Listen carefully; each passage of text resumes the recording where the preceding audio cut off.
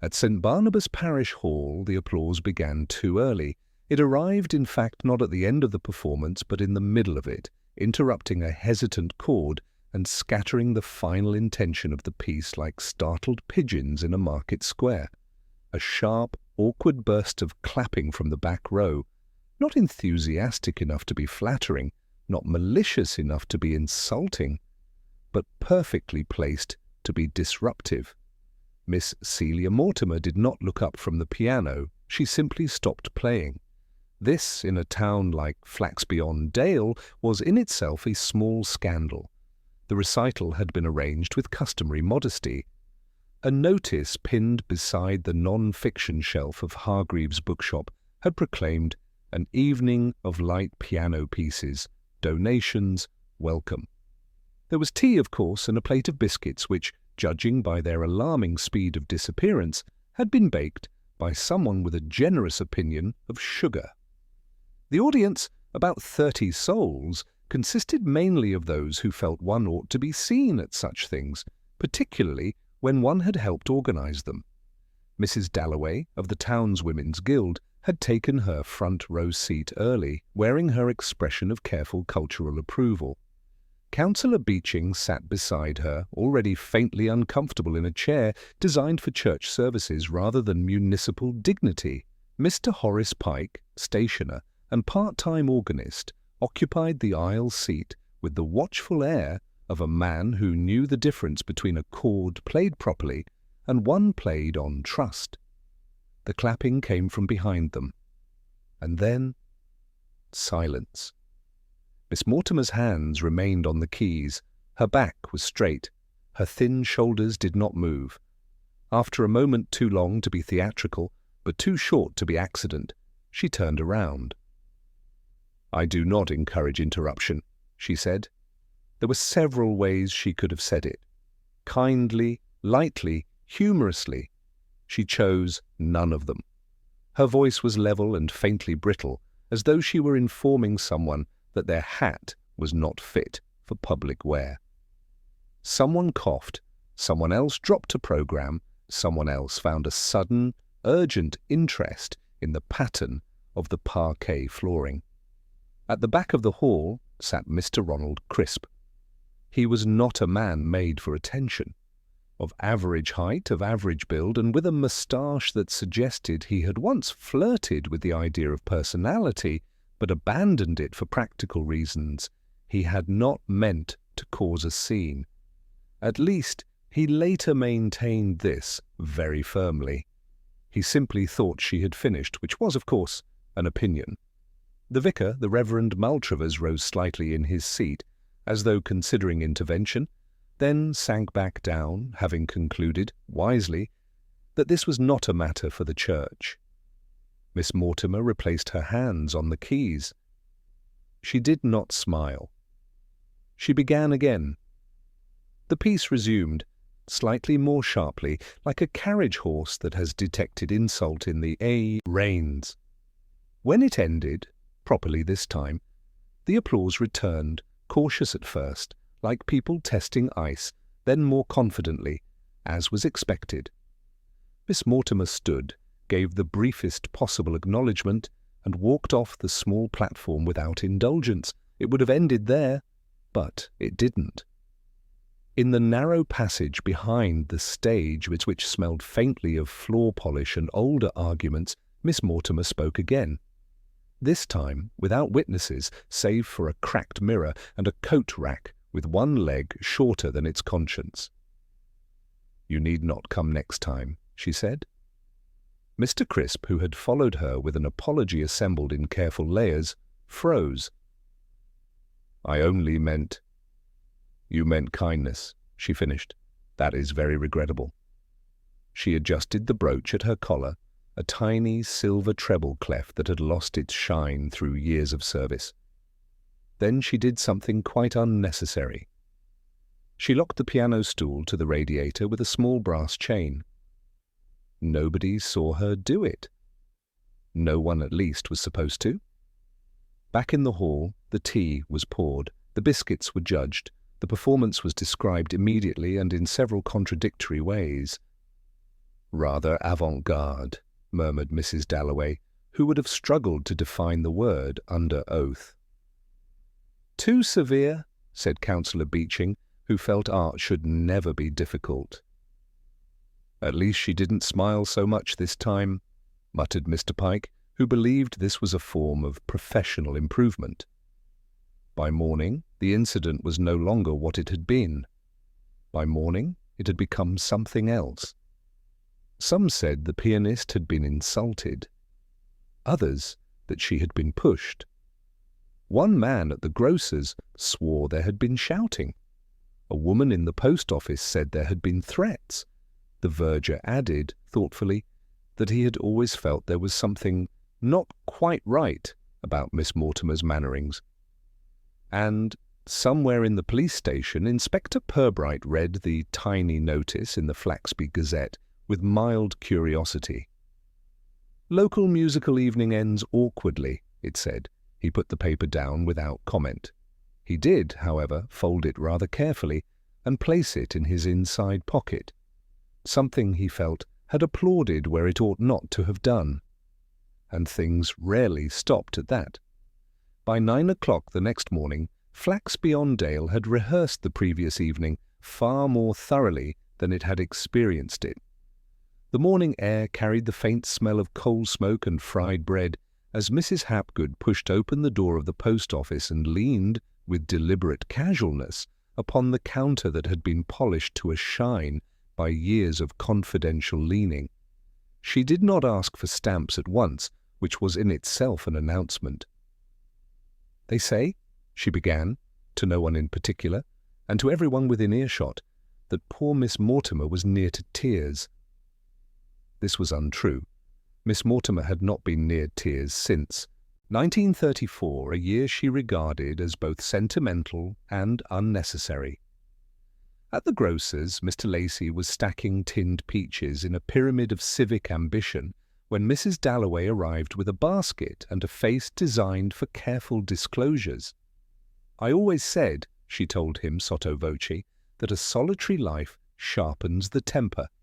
Mr. Lacey, who had once sharpened the wrong side of a tin opener and never recovered socially, nodded with the appropriate weight. Meanwhile, in Hargreaves' bookshop, where the notice for the recital still hung slightly crooked, two ladies examined it as though it had come under police suspicion. "The girl at the hairdresser's cousin," whispered one, "swore she heard shouting." "There was no shouting," said the other confidently. "Only that sudden clap." By 10 o'clock, the clap had become 3. By 11, it had become a deliberate signal. By noon, it had become a calculated humiliation. Mr. Ronald Crisp, walking down the high street with a sealed look about his lips, felt the eyes of the town perform small, silent investigations upon his back. People smiled at him with a softness that had no kindness in it, and bared their top teeth as though to protect secret opinions. Mrs. Hapgood watched him through the twitching lace curtain of the post office. "He looks," she said, "like a man with something in his pocket." In this she was correct, although what he had in his pocket was only a peppermint, slightly melted. Inspector Purbright arrived at the station shortly after, his hat held at that familiar, questioning angle which suggested he might be on his way to something important but was in no hurry to admit it. He removed his gloves slowly, with consideration for their future. Sergeant Lovejoy stood at attention in a manner that implied he had been standing that way for several minutes out of respect for the furniture. "Morning, sir," he said. "Good morning, Lovejoy," Purbright replied, setting his folded newspaper upon the desk without opening it. "I trust the town has behaved itself." Lovejoy made a sound which, while not an answer, was certainly a summary. "They're talking, sir." "They usually are," said Purbright. "Yes, sir, but this time they're talking about pianos." Purbright considered this with quiet patience. "And has the piano been charged with anything in particular?" "Not yet, sir, but Miss Mortimer's name's coming up a good deal." Purbright nodded once, lightly, as a man acknowledging a weather report. "I think," he said, "I may take a small walk." He did. Not as an officer, but as a citizen of the town who had always found it useful to see what citizens saw when they believed themselves unobserved. He passed the butcher's, where sausages hung in orderly rows like well-brought-up opinions. He passed the chemist's, where the proprietor's gaze suggested that illness was mostly a failure of character. Outside St. Barnabas Hall he paused. The building looked exactly as it always had, slightly embarrassed by its own usefulness. In the side passage, which smelled of polish and old draughts, he noticed the radiator. It was warm. The chain was gone. He did not appear particularly interested. From a nearby doorway, the verger, Mr. Tolber, emerged carrying a box of hymn books that had been dropped often enough to acquire philosophy. "Morning, Inspector," Tolber said, with that peculiar brightness reserved for authority. "Good morning," said Purbright. "Chilly for this time of year." Tolbert agreed with this too quickly. "Busy evening last night," Purbright added mildly. Tolbert adjusted the box. "Nice turnout. Any trouble?" "None that I saw." Purbright smiled faintly. "One's eyesight does fail with age," he said conversationally. Tolbert's mouth tightened by a fraction which only a man accustomed to watching small things for large reasons would have noticed. At the station, Mr. Crisp sat in his parlour and stared at the place on the carpet where his slippers had grown threadbare. He wondered briefly if he should have explained himself better. He wondered, more privately, why Miss Mortimer's eyes had been so calm. In another house, 2 streets away, Miss Celia Mortimer unlocked her piano stool from the inside of her cupboard and wiped it carefully with a cloth that smelt faintly of lemon and long discipline. She had not told anyone it had been chained. She had no intention of telling anyone it had gone.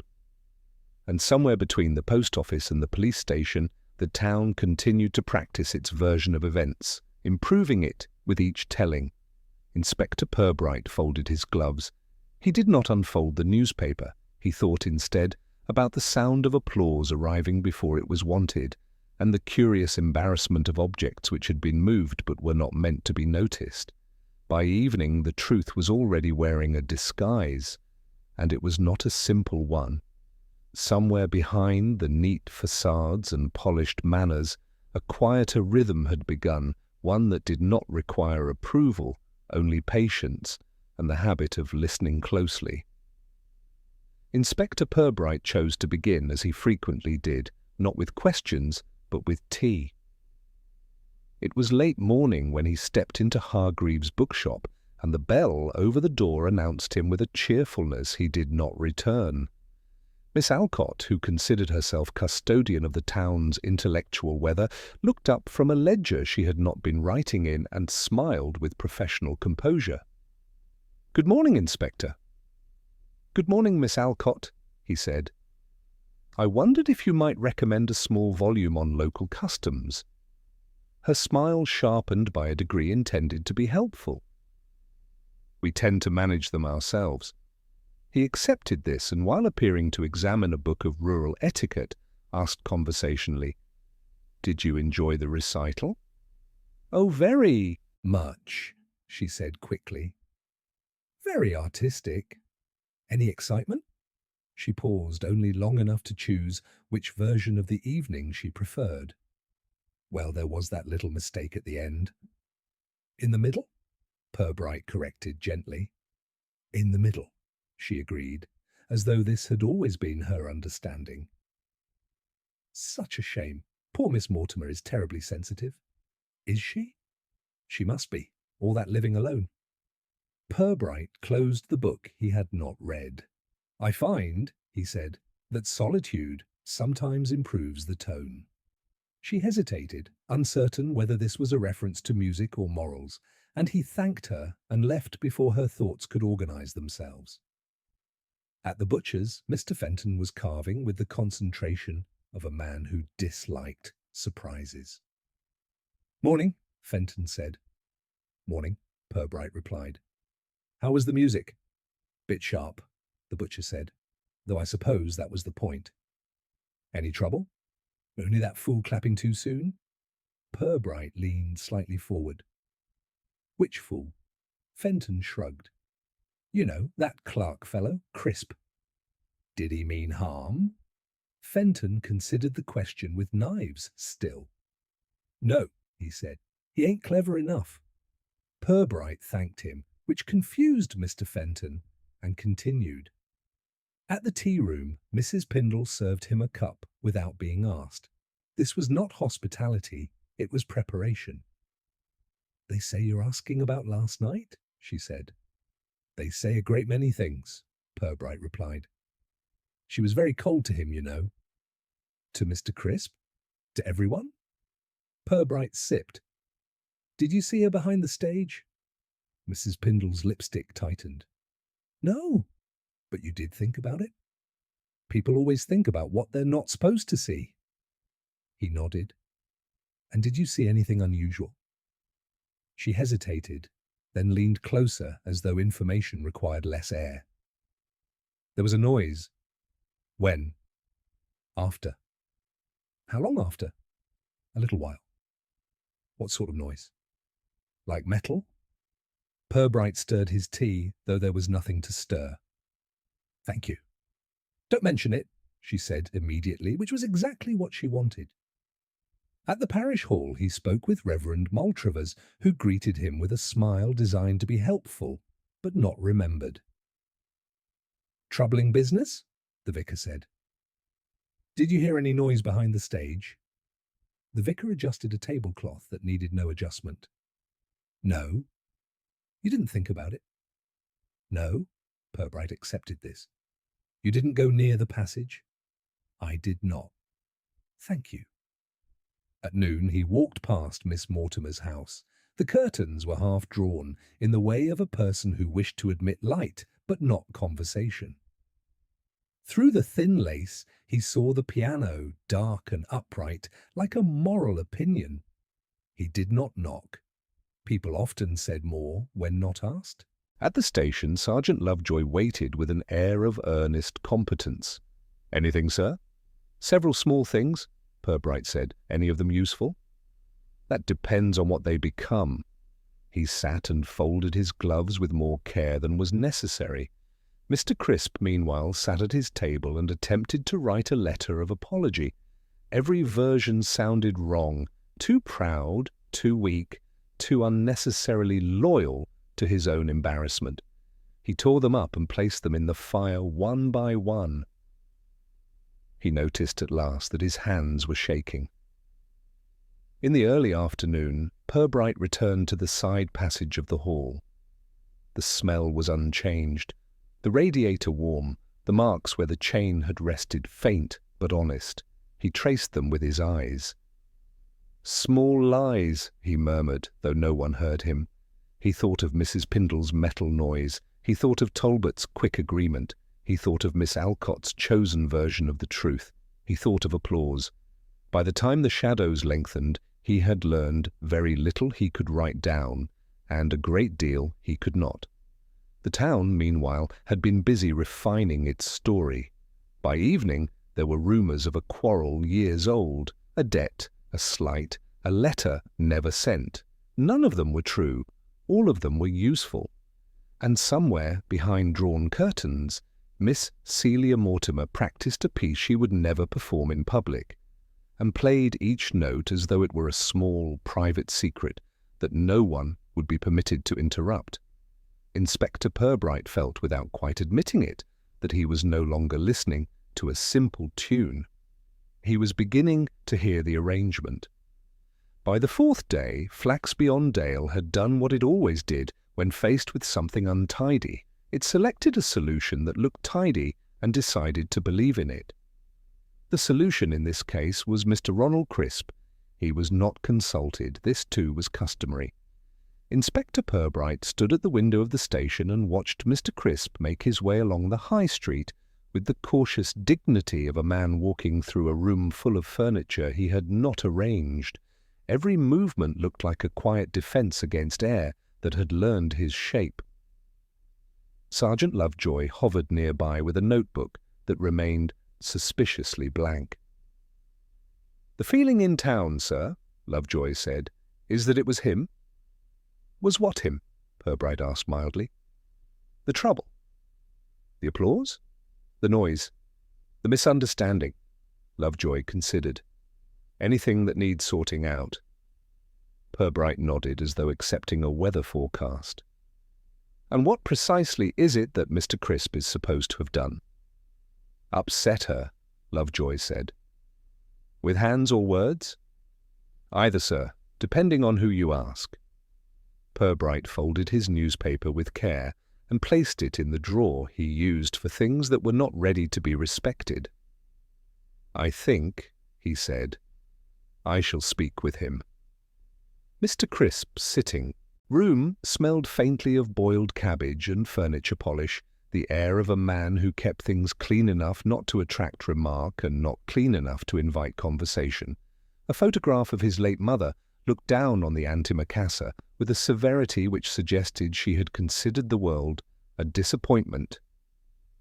He opened the door with a nervous movement that stopped halfway, as though he had considered retreat but rejected it out of moral habit. "Inspector?" he said. "Mr. Crisp," said Purbright. "May I?" "Yes, of course.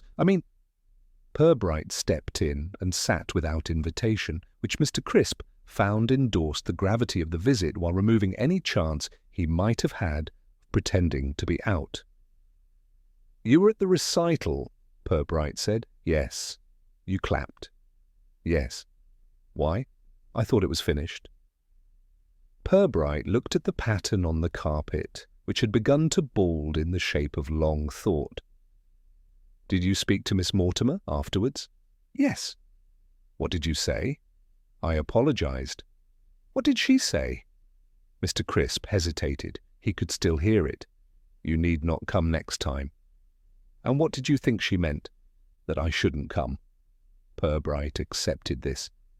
"Did you touch anything behind the stage?" "No." "Did you see anything unusual?" "No." "Did you hear any sound like metal?" Mr. Crisp's brows drew together.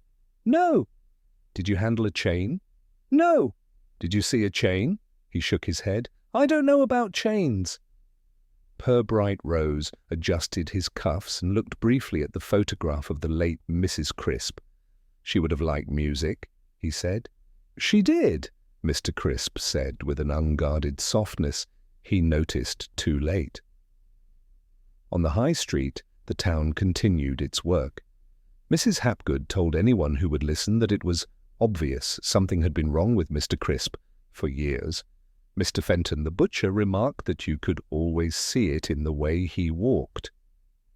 Miss Alcott, who had once given Mr. Crisp a free bookmark, now felt this had been excessive generosity.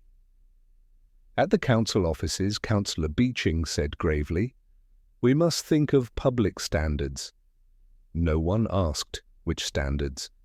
Inspector Purbright spoke gently with Talbot the verger, who assured him again that nothing at all had been out of the ordinary, and became suspiciously chatty about hymn numbers. He listened to Mrs. Pindle, who spoke for a long time without saying very much that was hers. And he walked, late in the afternoon, past the back of St. Barnabas Hall again. This time he noticed something that others had not. A faint scratch on the stone near the radiator, thin as an apology and twice as honest. He did not kneel to it, he did not touch it, he merely remembered it. Inside her sitting room, Miss Celia Mortimer sat upright at her piano and played a scale that no one could hear but herself. Her hands were steady.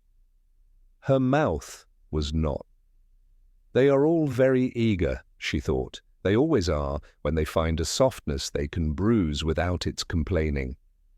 She played the scale again and again until the sound in her mind grew quieter. That evening, there was a knock at Mr. Crisp's door.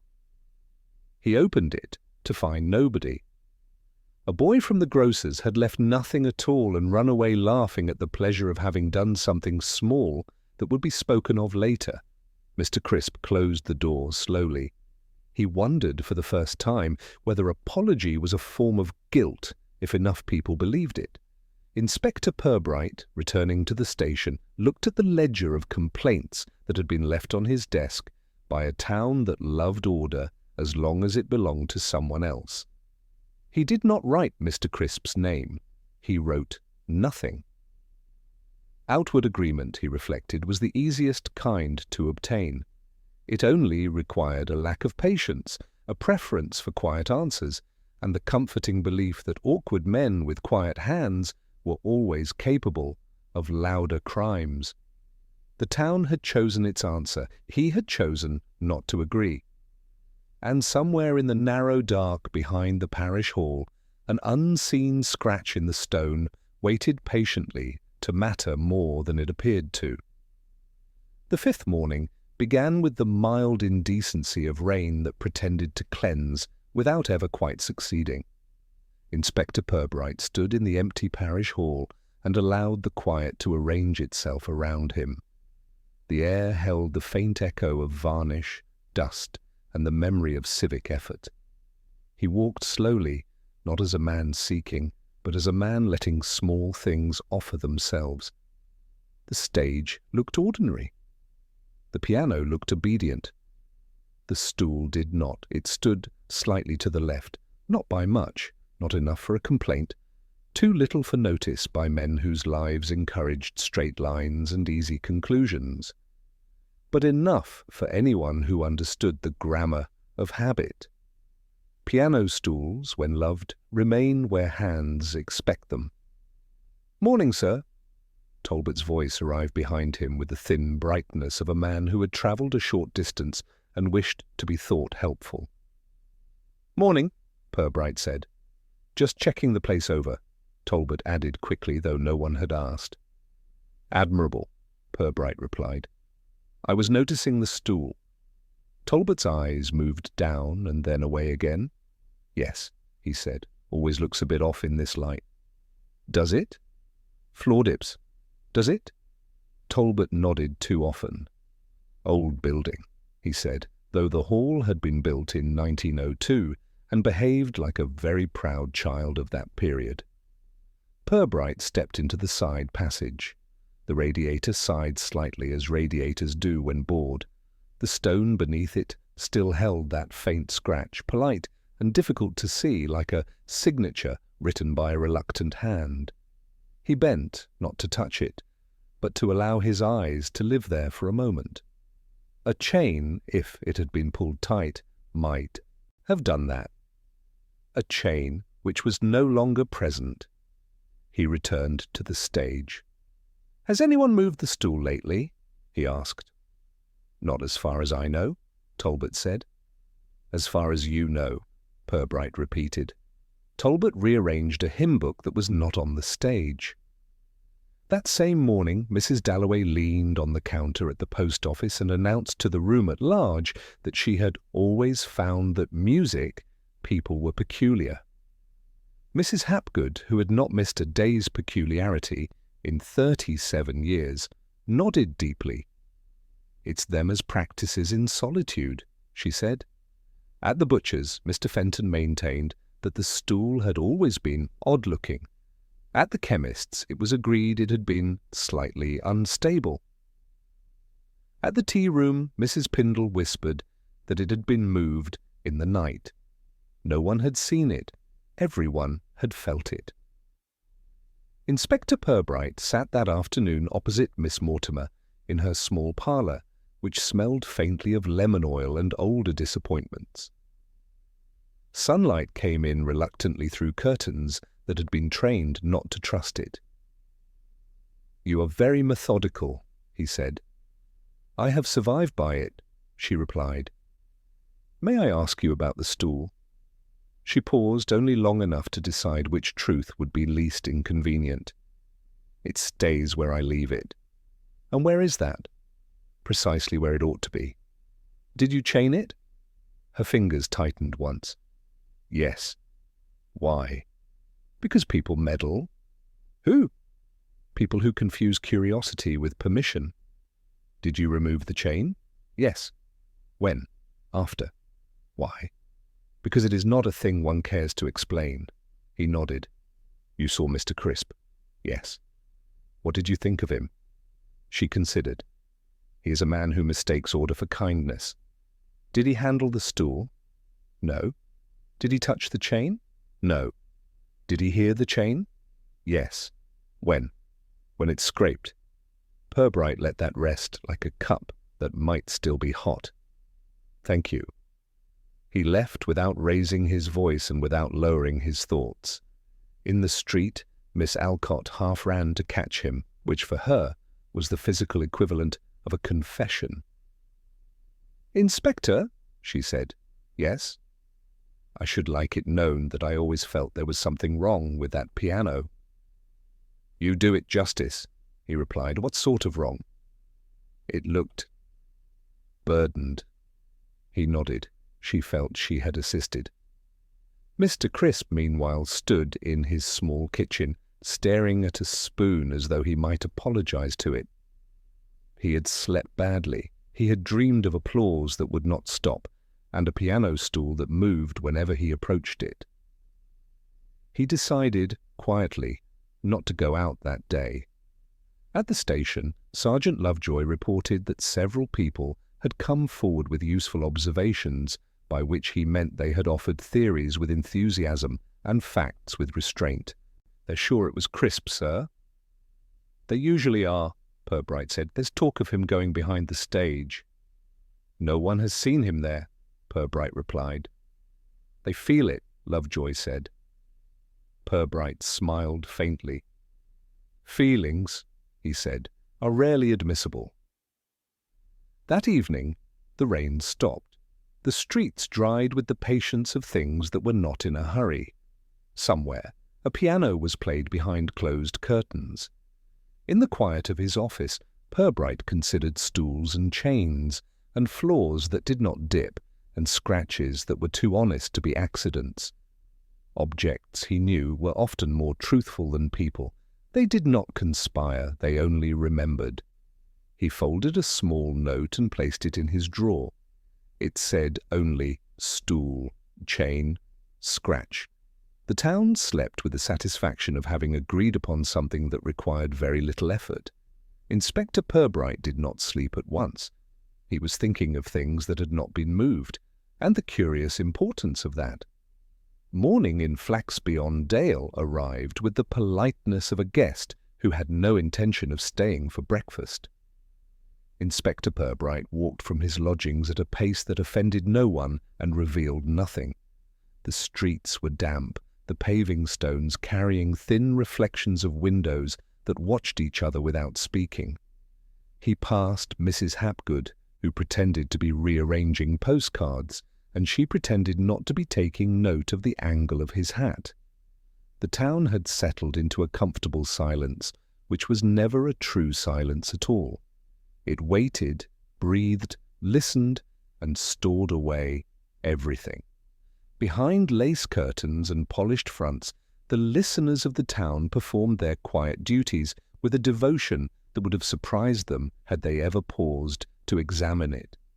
Conversations were held without being spoken, simply by the movement of cups or the hesitation of hands over door handles. Mr. Lacey, at the grocer's, counted jars that did not need counting and watched the reflection of passers-by rather than the street itself.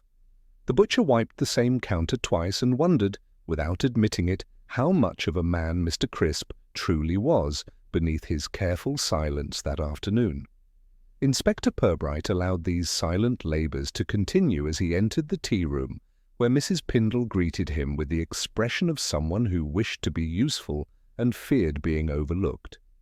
He ordered tea and accepted a biscuit that had been broken in half, possibly by conscience.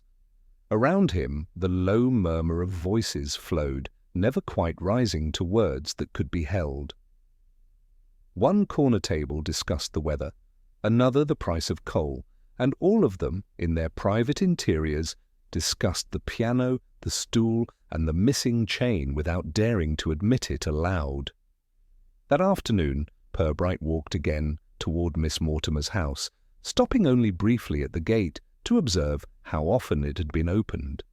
The latch bore the soft wear of habitual hands, but not the roughness of a stranger's. Inside, the curtains shifted by a fraction, and a movement suggested that eyes were testing the distance between curiosity and safety. He did not knock. He had learned that noticing someone did not require disturbing them. Instead, he allowed the silence to speak on her behalf and walked away with the steadiness of a man who had been answered too clearly.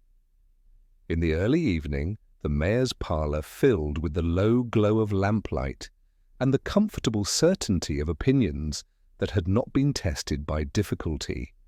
Councillor Beeching spoke of standards, of respect, and of the need for swift conclusions, and the others nodded with relief whenever he paused. The piano incident had become a symbol, which was far more useful than a simple event.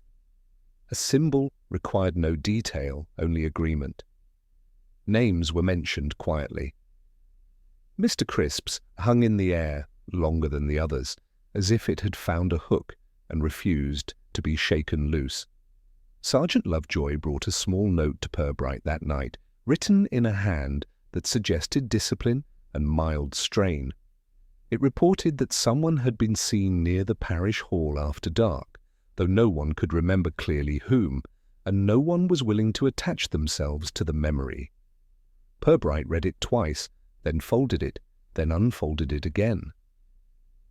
A sighting without a shape was like a sound without an echo, interesting only in the way it revealed the nervousness of those who had tried to observe it more carefully than they would ever admit aloud publicly. Late that night, as rain began again with the delicate persistence of a bad idea, Purbright returned to the hall. He did not use a torch.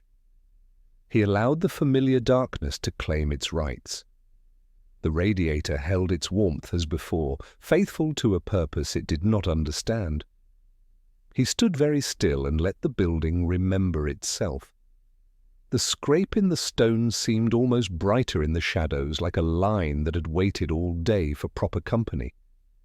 He imagined the weight of a chain, its reluctant slide, and hands that were not trembling at all. In a narrow house not far from the river, Miss Mortimer sat with her hands folded and listened to the faint echo of the town as if it were a poorly played record.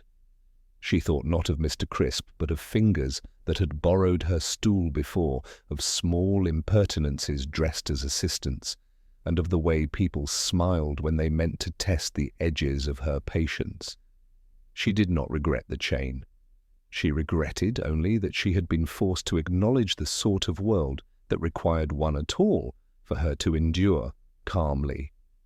By the next morning, the town had perfected a new version of quietness, one in which people nodded more solemnly and smiled with heavier corners. Children were warned to mind their manners near the hall, not because danger was proven, but because danger was an attractive word. Doors were closed with greater care, and windows were opened only, as far as necessary, to let curiosity breathe. Purbright walked through these small adjustments, like a guest at a private rehearsal, hearing the hesitations between footsteps and the pauses that lived inside ordinary greetings and measuring their weight without changing his pace. That night, back in his lodgings, Purbright sat by the small fire and considered the skill of those who listened without appearing to do so. He thought of Mrs. Hapgood's curtains, of Talbot's eager agreements, and of the way the chain's absence spoke more loudly than any presence. Silent listeners, he reflected, were the most dangerous when they were also the most respectable. They heard everything and claimed nothing. Before retiring, he wrote a single line on a scrap of paper and placed it with the others. They are all listening, but not all are innocent yet. still pretending otherwise. The discovery was made by a boy who had been sent to deliver hymn sheets and had been more interested in dragging a stick along railings than in the business of redemption. He found the piano case behind the parish hall. It leaned against the wall like a secret that had grown tired of its hiding place. By the time the boy mentioned it to the verger, it had already acquired intentions. By the time Talbot informed the station, it had acquired suspicion. And by the time Sergeant Lovejoy wrote it down, it had become, in his mind, a thing that someone must have done with purpose. Inspector Purbright arrived in the thin afternoon light, wearing the faintly resigned expression of a man who expected small things to become very large indeed. The case was old. Its leather was cracked in the manner of people who have lived carefully, but without affection. The brass catches were dull but not forced. It was, unmistakably, a piano case, and it was, unmistakably, out of place. He did not open it at once. "Tried it for fingerprints, sir?" Lovejoy asked. "No," Purbright said. "I tried it for logic." Lovejoy nodded, though he did not know how this would be recorded. Talbot hovered at a distance that suggested eagerness and fear had come to an uneasy arrangement within him. "I don't know how it came there," he said, before being asked. "Of course not," Purbright replied, and bent slightly to examine the ground. The soil beneath the case was disturbed, though not heavily. It was the mark of something set down rather than thrown, placed, not discarded. He lifted the lid. Inside was not a piano. Inside were folded programs from old recitals, a metronome that had lost its courage, and a bundle of thin letters tied with a ribbon that had once been blue. "Curious," Lovejoy said. "Very," Purbright agreed. News of it moved quickly. Mrs. Hapgood was the first to say it was a warning. Mrs. Dalloway announced it was symbolic. Councillor Beeching felt it was a matter for firm municipal reflection. Mr. Fenton considered it queer. Miss Alcott described it as deeply unsettling and meant that she did not like not knowing who to blame. By early evening, the case had become evidence of everything the town had secretly hoped for: danger without risk, drama without effort, and suspicion without complication. Mr. Crisp did not hear of it until a boy shouted it through his letterbox. He sat very still in his kitchen. He did not go out. He did not look surprised. He only thought, rather helplessly, that things were always found when one least wanted them. Inspector Purbright visited Miss Mortimer again. She answered the door with a slight tightness in her shoulders that suggested she had already heard something she had not yet chosen to acknowledge. "Someone has left a piano case behind the hall," he said. "Yes," she replied. "Did you put it there?" "No." "Do you know whose it is?" "Yes." "Whose?" "Mine." He let that lie between them like a folded cloth. "You said nothing of a case." "No one asked." "What is inside it?" "Things I do not care to throw away." "Why was it behind the hall?" She did not answer immediately. "Because someone moved it," she said at last. "Who?" "I do not know." "Why would they move it?" "To see if I would notice." "Did you?" "Yes." "Did you say anything?" "No." In another part of town, the mayor and his friends decided that this was too much. "It changes things," Beeching said. "It confuses things," said another. "It makes Crisp look worse," said someone who thought it wise to observe. The thing that shifted was not the suspicion. It was its direction. Before, it had been simple. A man clapped too soon. A woman was offended. A town had a story. Now there was an object that had a history, an object that had been moved. Objects, after all, suggested intention.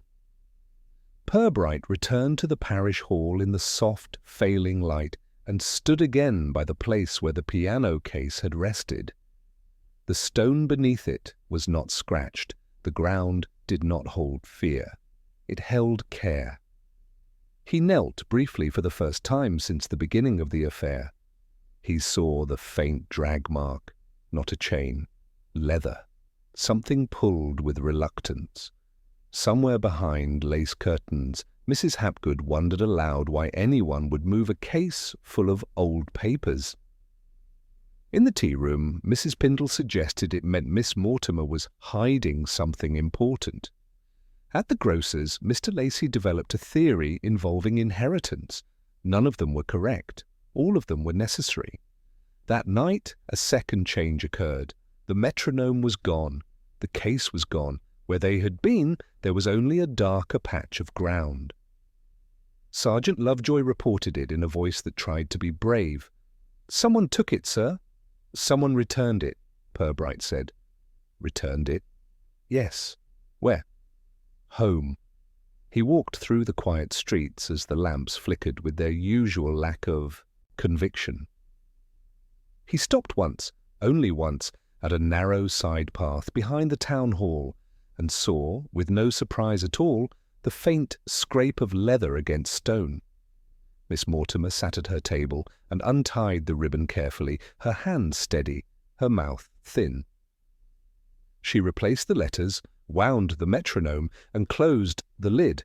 Someone had been inside it. She could tell by the smell of unfamiliar hands. She did not weep. She did not shout. She did not tell anyone. She simply locked her door. Inspector Purbright, by candlelight, wrote a note to himself. "Something deliberate has begun. It is not Mr. Crisp. It is not Miss Mortimer. It is someone who likes to move things quietly." Outside, the town slept more heavily, as towns often do when they have been given something new to fear. And somewhere, a hand that had already learned the weight of that case decided that the next move would have to be less visible, or more daring. By the 8th day, Flaxby-on-Dale had fallen into the careful rhythm of a town that had misplaced its sense of innocence but was unwilling to admit it. Inspector Purbright sat alone in his office with the door half closed, which in Flaxby was considered an act of extreme privacy.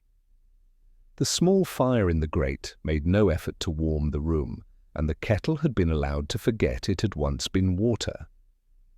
He did not mind either circumstance. Comfort, he had long believed, dulls perception. On the desk in front of him lay no official report, no sworn statement, no proper evidence in the sense that men like Lovejoy understood the term. Instead, there were his own little notes, written in a hand that mistrusted theatrics. Stool, chain, scratch, case, letters, metronome, moved, returned. He looked at the words without reading them, which was his way of letting his thoughts wander without stumbling. What interested him increasingly was not what had happened, but why the town had needed it to happen. Towns, he reflected, were like people who lived too long in the same room. They began to imagine draughts where there were none, footsteps where there were only pipes, movements where nothing had changed at all. Flaxby-on-Dale had grown tidy to the point of strain.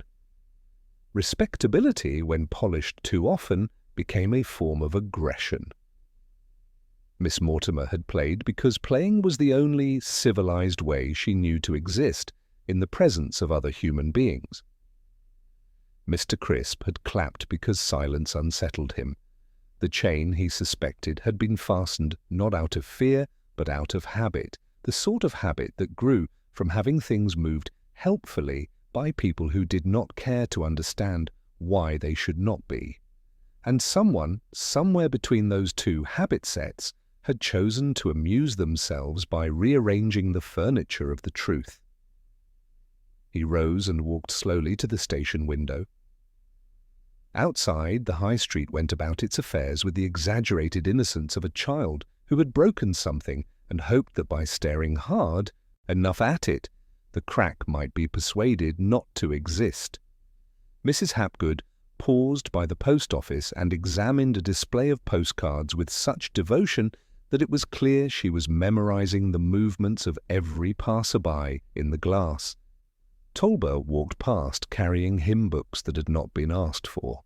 Mr. Fenton leaned in his doorway with arms crossed, observing the air. They were all listening. They always were. And listening, he reflected, was rarely passive. In her narrow house, Miss Mortimer sat at her piano and pressed a single key twice. The sound was thin, honest, and faintly disappointed in the room. She thought not of theft or chains or cases, but of the quiet ways in which people insisted on intruding into lives that had taken a great deal of trouble to become simple. They do not like stillness, she thought. They like movement because it excuses their own. She thought of the letters in the case. Old, cautious things, written in a time when affection had been more dangerous than honesty. She thought of the metronome and the way its small mechanical heart had always steadied her breathing, and she wondered, for the first time, whether she had mistaken privacy for safety. At the same hour, Mr. Crisp sat at his kitchen table with a bowl of soup that had gone cold without him noticing. He had heard about the case, like everyone else. He had heard, too, that some people thought it was his doing, which interested him less than it should have. He had begun to feel a dull, heavy sensation that he could not have named. It was not guilt. It was not anger. It was the quiet realization that once a town gathered itself into a belief, it did not so much let go of it as carry it politely forward, like luggage it refused to examine too closely. He wondered how one defended oneself against politeness. He wondered whether it had been wiser to remain silent at the recital, and disliked himself slightly for wishing he had. Late in the afternoon, Purbright took a slow walk by the river. The water slid past with the indifference of something that had seen far better tragedies. Ducks watched him with the suspicion normally reserved for men who might be hiding bread. He thought of habits, of how Talbot had spoken too quickly, of how Mrs. Pindle had leaned too close, of the way the case had been moved carefully, not violently, of the way it had returned without anyone claiming responsibility. He imagined hands that liked to interfere, not out of rage, but out of something much quieter and much more dangerous, boredom. There were people he knew to whom the stillness of Flaxby-on-Dale felt like an insult. People who resented the careful silences of others because they themselves were never trusted with such calm. People who moved things not to steal them, but to see what would happen. People who enjoyed making patterns out of other people's discomfort. That evening, Sergeant Lovejoy brought in tea that tasted faintly of metal and loyalty. "Any progress, sir?" he asked. "Some," Purbright said. "Anyone in particular?" "Not yet." Lovejoy hesitated. "Town's getting restless." "Towns often do," Purbright replied. "They want something done." "They usually want something concluded." Lovejoy nodded. Purbright added gently, "We are not quite there." After Lovejoy left, he returned to his notes and added another line, "Moved for pleasure." Then he sat back and thought of the person who would have taken the metronome and returned it, not out of kindness, but out of control, the sort of person who enjoyed the private knowledge of having altered a thing and restored it without being thanked. That was not theft. That was rehearsal. Outside, a light rain began again, touching the roofs without commitment. Windows darkened across the town, curtains were drawn, locks were tested. People congratulated themselves on being cautious, which was not at all the same as being wise. In her house, Miss Mortimer closed her case and slid it gently under the bed. In his house, Mr. Crisp folded a letter he had never sent and placed it in a drawer he never opened. In his quiet office, Inspector Purbright extinguished the fire and sat in the growing dark. He could feel in the air itself that the game had begun to be played in earnest. Someone, somewhere close, had stopped listening and had started to act. Inspector Purbright chose the hour of the test with care, selecting neither the comfort of morning nor the looseness of evening, but that thin, unreliable strip of time just after luncheon when tempers were polite and minds had not yet grown properly lazy. In Flaxby-on-Dale, this was the hour at which secrets sat most heavily on the tongue. He arranged no official summons. He disliked ceremony when it frightened people into honesty before they were ready. Instead, he walked, as he often did, and allowed himself to be seen. The tea-room provided the stage. Mrs. Pindle was in the midst of a conversation that had been going on for several days without ever quite finding a home. She broke it off at once when she saw him, replacing it with a smile that attempted openness and achieved caution. "Inspector." "Mrs. Pindle." "Tea?" "Yes, thank you." He sat at a table positioned so that he could see the street, the counter, and the narrow mirror behind the cake stand, which had long ago given up showing anything flattering. Mrs. Dalloway was 2 tables away, holding a cup she had not drunk from, and Miss Alcott had taken a chair by the window, as if literature had at last driven her outdoors. "Busy days," Purbright said gently when Mrs. Pindle returned with the cup. "You might say so." "People uneasy." "People always are." He stirred the tea slowly. "I wonder," he said quite lightly, "if you might tell me who had the habit of moving things about in the hall." Mrs. Pindle laughed a small laugh that had not been born. "Oh, you know, people were always straightening, helping." "Who was most helpful?" She hesitated. "Well, Mr. Talbot liked things tidy." "Yes," Purbright said. "Anyone else?" She folded her napkin. "There was also Mr. Hepworth." "Hepworth?" "The man from the council, helps with arrangements." "Does he?"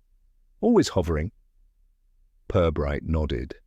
Across the room, Mrs. Dalloway's ear leaned an imperceptible degree closer. "Mrs. Pindle," he continued, "did you ever see Mr. Hepworth near the radiator?" Her spine stiffened. "No." "Did you ever think of him there?" No answer. He let it rest. He paid for the tea. It was a polite test. It unsettled her. Outside, the light had taken on the faintly diffused quality that made respectable faces look unfinished. He walked toward the council offices, passing Talbot on the way, who greeted him with the expression of a man who wished not to be remembered by his own thoughts. "Inspector?" Talbot said. "Mr. Talbot?" "Cold today." "It is," Purbright said, and stopped. "I wonder," he added, in a tone that suggested more interest in the weather than the question, "who had keys to the parish hall besides yourself?" Talbot's mouth moved, then stopped. "Mr. Hepworth," he said, after a pause too long to be innocent. "Did he go in often?" He said he did. "Did you see him?" "No." "Did you think of him?" Talbot's Adam's apple rose. "Yes." "Thank you."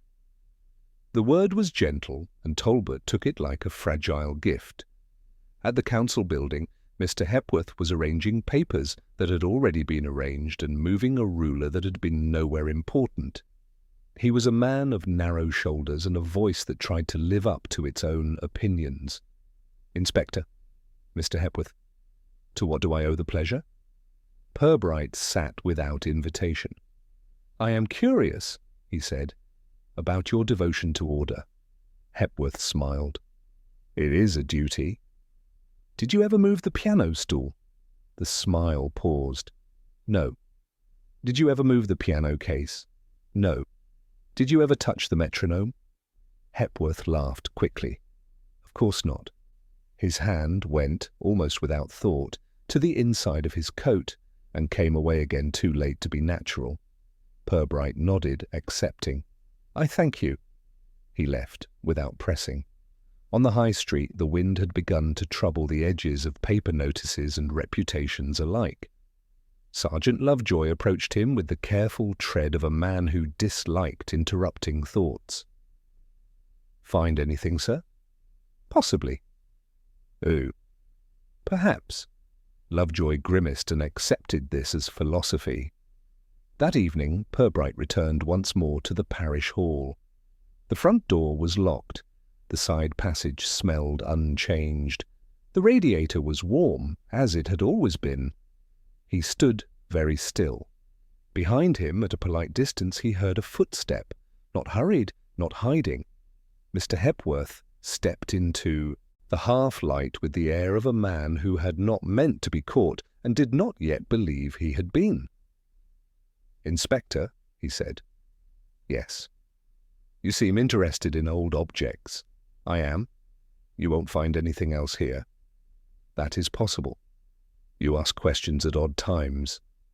Repairs of silence lay briefly between them. "I thought," Purbright said quietly, "that you might like to see something." "What?" "The scratch on the stone." Hepworth made a sound that might have been laughter in a different life. "Anyone could make that." "Of course." "And what would it prove?" "Very little," Purbright said. "Then why mention it?" "Because people who are innocent rarely care about what cannot be proved." Hepworth's hand went again to his coat, and this time lingered. "What do you think I've done, Inspector?" "I think," Purbright replied softly, "that you enjoy moving things." "That isn't a crime." "No." Hepworth smiled. "You can't stop a man liking order." "No." "You can't prove I touched anything." "No."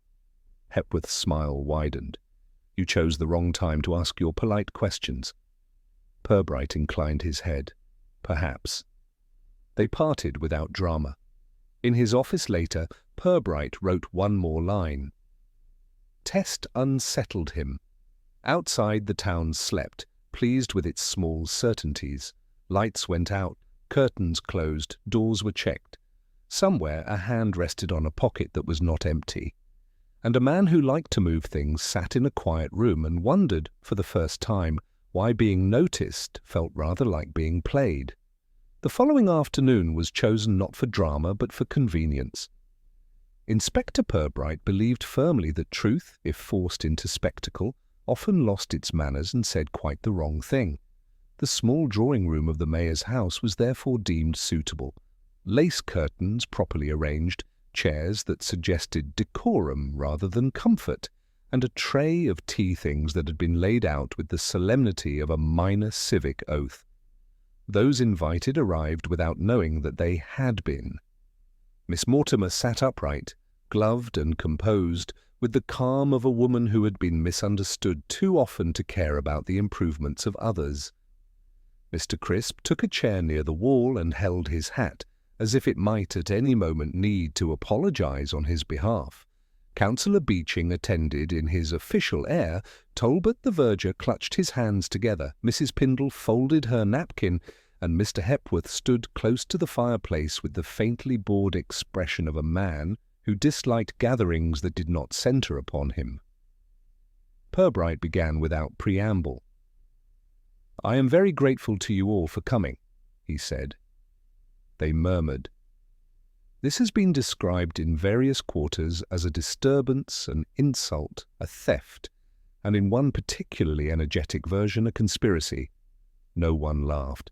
"In truth," he continued, "it has been none of those things, or rather, it has been a quieter version of all of them." He turned slightly toward Miss Mortimer. "You played a piece of music which was interrupted," he said. "Yes," she replied. "You disliked that interruption?" "Yes." "You chained your stool?" "Yes, because it had been moved before." She hesitated only briefly. "Yes." He nodded as though this were weather. Purbright turned now to Mr. Crisp. "You clapped?" "Yes," Crisp said. "You meant no harm?"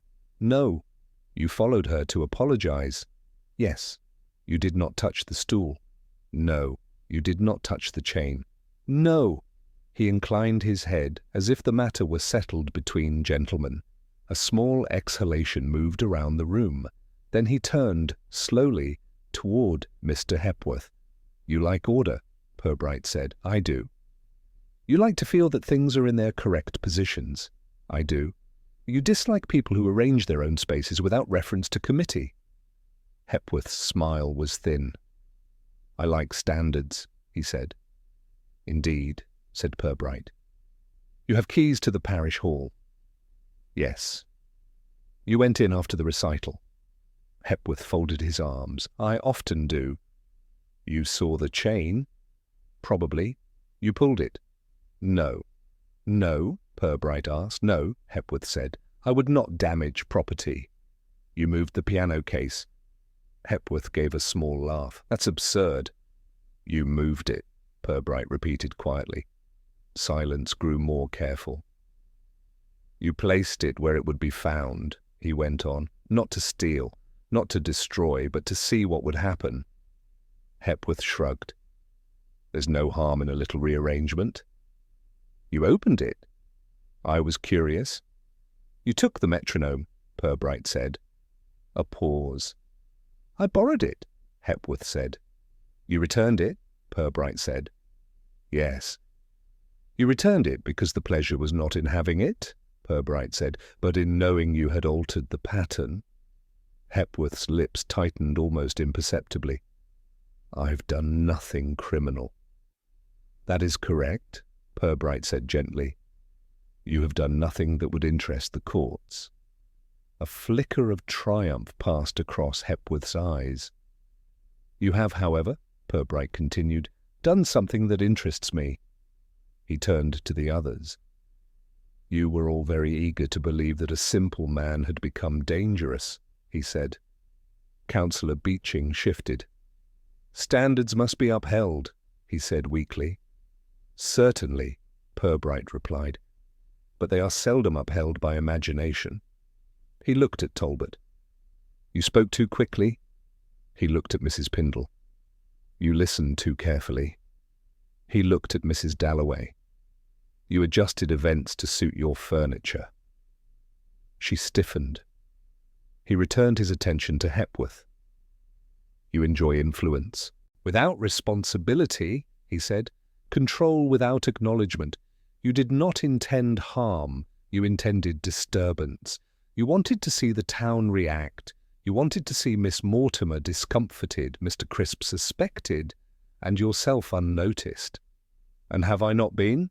Hepworth asked. Purbright smiled faintly. You have been noticed. By you? Yes. And what will you do? Nothing that would excite you. Hepworth studied him. You can't prove any of it. No. You can't stop me. No, Purbright agreed, but I can make things uninteresting. How? By telling you that I shall be very interested in any future moments of rearrangement, Purbright said calmly. And that interest once acquired seldom relaxes. Hepworth leaned back, disappointed. It's a dull town, he said. Yes. It needed stirring. Yes. Stirring, Purbright thought, was another word for meddling. He rose. That is all. They left in a silence heavy with politeness. Miss Mortimer paused by the doorway and regarded Hepworth with a brief glance that held more than anger and less than forgiveness. Mr. Crisp walked past without meeting his eyes. Outside, the late afternoon lay in mild, unconvicted light. At his desk that evening, Purbright wrote nothing triumphant. He made no report that would flatter him. He only noted quietly that the thing which had seemed noisy at the beginning had always been silent at its heart. It had never been about music. It had never been about applause. It had been about a man who moved things because he disliked stillness, and a town that mistook movement for danger. The matter, as far as he was concerned, was resolved, not because justice had been dramatic, but because confusion had been returned to its proper size, and because quiet, for the first time in days, began to sound like itself again. Only one chapter remained. The town resumed itself with the particular dignity it reserved for moments when, strictly speaking, nothing had been proven, and yet everybody felt a great deal calmer. By the morning after the quiet gathering in the mayor's drawing-room, Flaxbeyond-Dale had developed a new version of recent history, one that required very little adjustment to existing opinions and caused no discomfort to those who preferred not to remember their own enthusiasm. The piano recital was now described as a misunderstanding.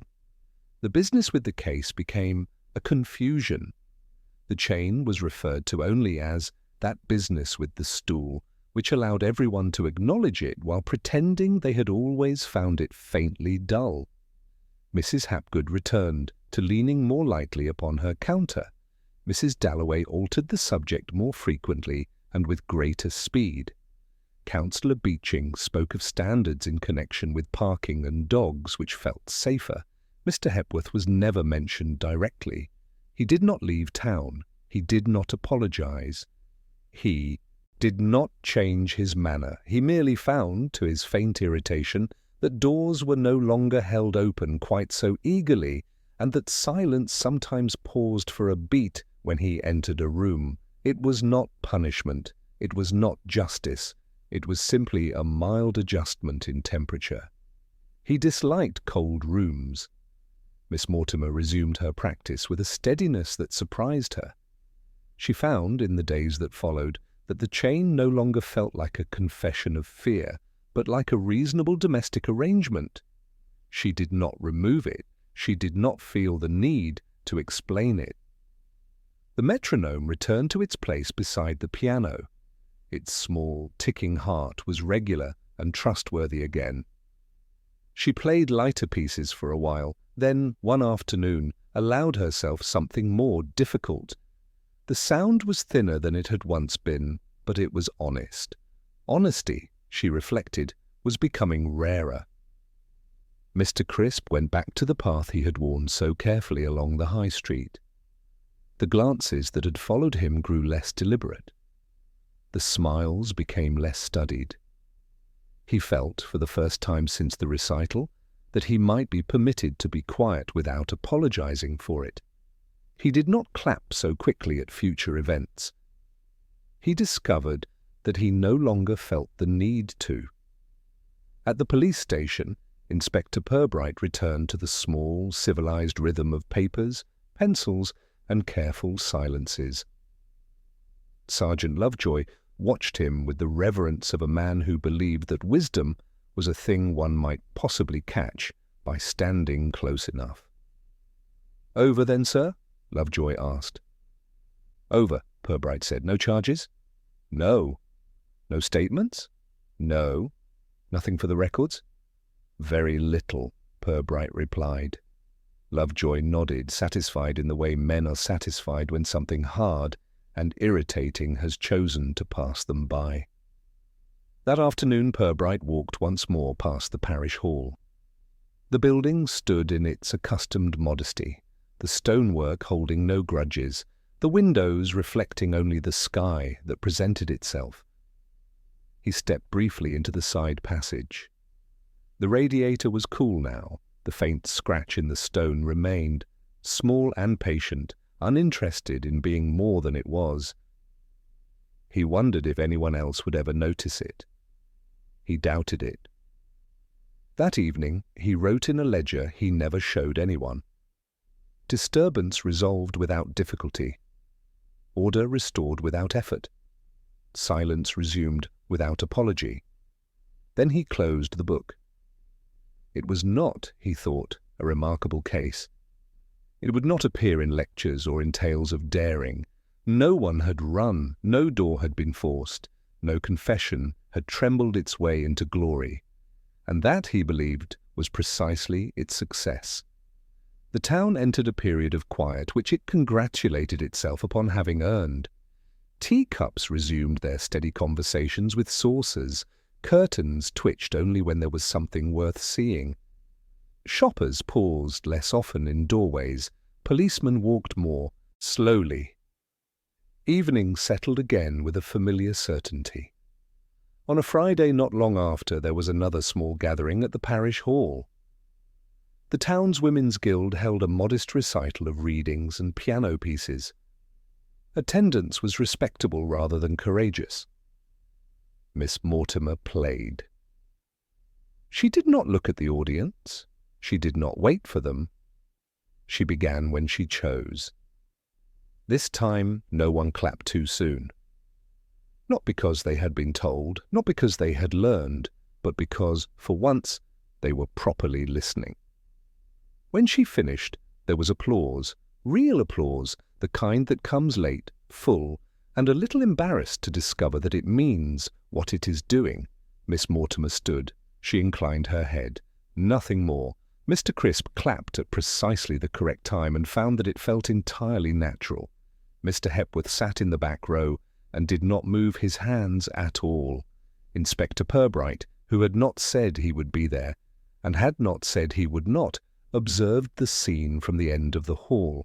He did not smile, he did not frown, he merely noted with a quiet internal satisfaction that things had returned to their accustomed proportions. On his way home, he passed the post office, the grocer's, and the butcher's. Faces nodded, curtains behaved, doors remained where they were. He felt no urge to write anything further. At his desk later that night, he adjusted the angle of his pen, aligned the papers that did not require aligning, and allowed the silence of the room to do what it had always done best: exist without explanation. There would be other towns, other pianos, other chains, but for now Flaxby-on-Dale had resumed its natural, unremarkable life, the kind of life that breeds disturbances because it cannot otherwise bear its own perfection. Inspector Purbright placed his gloves neatly beside the ledger and turned out the light. Silence filled the room, and somewhere, faint and almost unnoticeable, the world continued, a little less disturbed and a little more carefully arranged.